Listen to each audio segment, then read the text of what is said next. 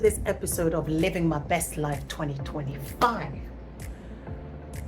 I've been sitting here and just thinking about what to share. And one of the words that dropped in my spirit is the words that we speak over ourselves, the words that we speak over our life, the words that we speak over our business, the words that we speak over our ministry, the words that we speak over our children, over our marriages.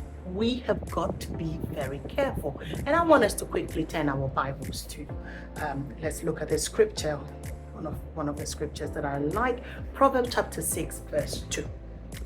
It says that you are snared by the words of your mouth, and thou art taken with the words of thy mouth. You are snared by the words of your mouth, and you are taken by the words of your mouth. Beloved, if you want to look at the Amplified Bible, it says that if you have been snared with the words of your lips, if you have been trapped by the speech of your mouth. What are we prophesying over our businesses, over our life? What are we saying about it? Because it is not what others say about it, and it's not what the enemy says about you or about your business that matters. It is what you say. You are snared, you are trapped by the very words that you say.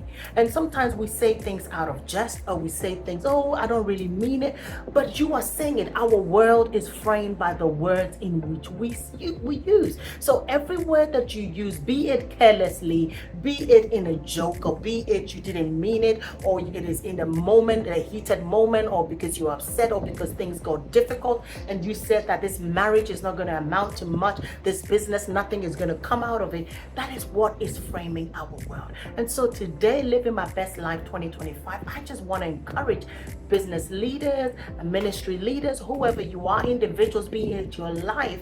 I want to encourage you that if you want to live your best life, be careful about what you say. Be careful about what you're saying over your children, what you're saying about your business. Be very intentional and say the right words. We are not moved by what we see.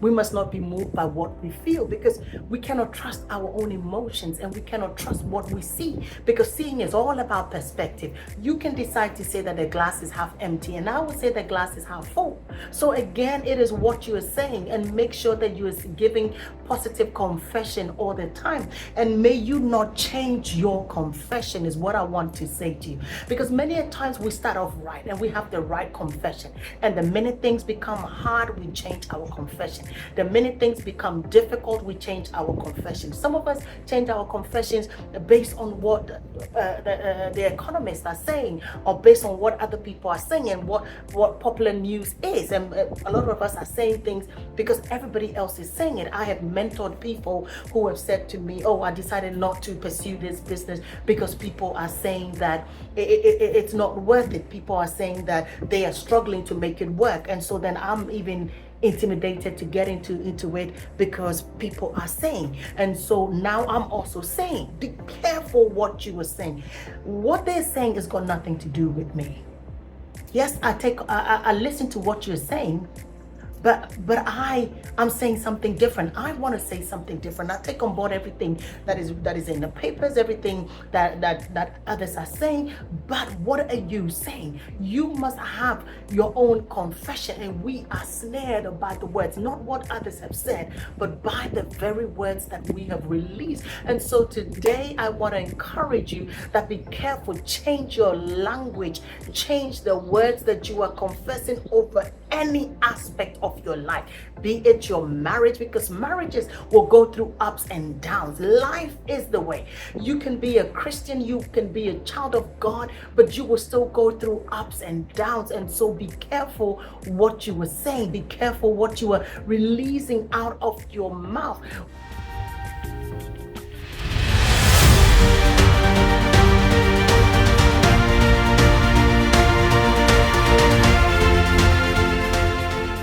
When the children of Israel were in the wilderness, when we know that when they got to the wall of Jericho and God had given them the strategy to be able to bring Jericho down, they went around the wall of Jericho, and after 7 days it came tumbling down.